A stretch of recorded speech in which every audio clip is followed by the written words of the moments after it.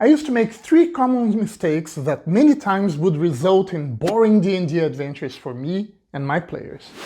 I'm terrified of low-energy game sessions, possibly because I've experienced some extraordinary sessions where everyone on the table knew exactly what to do and say all the time, as if we were all in a certain flow state.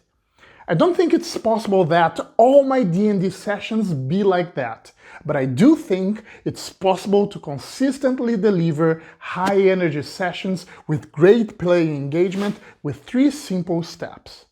Number 1. Never start D&D sessions with a low energy. I find it so hard to make a turnaround if I start an adventure on a low. That's why I started to pay lots of attention on adventure hooks. A great adventure hook is compelling for the character's goals and motivations, and there's a reason why that's so important. That's what immediately raised the player's curiosity and engagement. I learned that making my adventure hooks about the player characters was one of the most important things I could do to engage players and start my D&D sessions on a high. Number 2. Stop DMing meaningless adventures. I've DM'd great adventures with interesting stories that turned out to be meaningless to my players. If the story didn't matter for the characters my players had built, it would hardly matter for my players.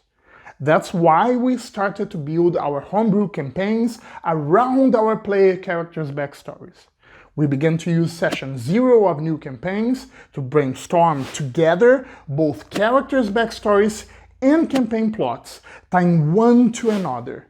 That made sure that everyone would be super engaged and excited with our campaign before we had even started, and that was the fuel we needed to consistently have high-energy D&D sessions. Number 3.